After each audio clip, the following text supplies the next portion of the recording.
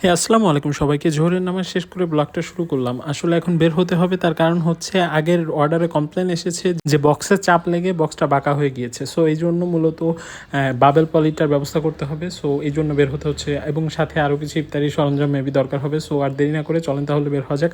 আর এই আমি বক্স নিয়ে নিয়েছি আমার ব্যাগে। এইখান থেকে মূলত কুরিয়ারের কাছে যাকে শুনবো যে আসলে কী করা যায় এই বিষয়ে। সো নেমেই দেখি মূলত গাড়িতে তেল নাই, তাই তেল নিতে চলে আসা পাম্পে। আর পাম্পে এসে দেখি যে এইখানে মূলত 300 টাকার বেশি তেলই দেওয়া হচ্ছে না। মানে যুদ্ধ কোথায় আর আমাদের বাস্তবতা ফেস করতে হচ্ছে এমন একটি অবস্থা।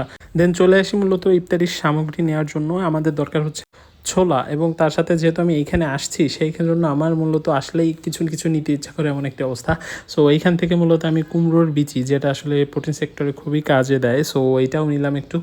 আর এটার মধ্যে মূলত নস্টালজিক্যাল ফিল হয়, ছোটো থাকতে কুমড়োর বিচি এই শ্বাসটা বের করে খাওয়া হতো এমন একটা অবস্থা। সো আমারগুলো নেওয়া হয়ে গেছে। আমি এখন সেই বাবুল পলির দোকানে চলে আসি। আর এর আগে আমি আরও 2টা জায়গায় পলি কিনতে গিয়েছিলাম। তারা আমার কাছে গজ চেয়েছে, একজন চাইলো 80, একজন চাইলো 70। আমি বুঝি না, আমার চেহারাটাকে একটু ইনোসেন্ট দেখায়, মানে বলদ টাইপের হয়তো।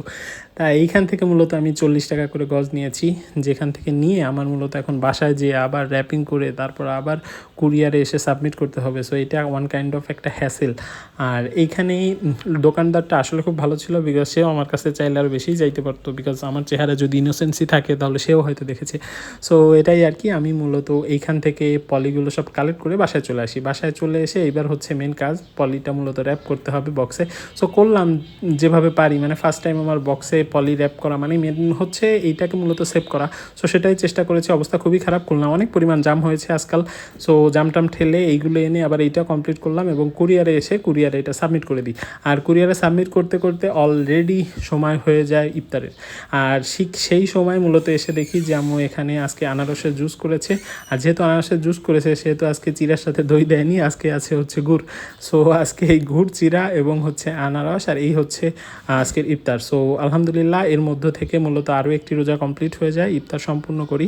আর অল্প কয়টা রোজা আছে। সো এটাই আর কি। আর প্রয়োজনের সাথে আপনারা যারা এখনও অ্যাড হননি অ্যাড হয়ে যেতে পারেন। বর্তমানে স্টক ক্লিয়ারেন্স অফার চলছে, সো সকল জিনিসের দাম কমিয়ে দেওয়া হয়েছে। সো এটাই আর কি। আজকের ব্লগটা এই পর্যন্ত। দেখা হচ্ছে আবার কালকে। ততক্ষণ পর্যন্ত ভালো থাকবেন, সুস্থ থাকবেন। আসসালামু আলাইকুম।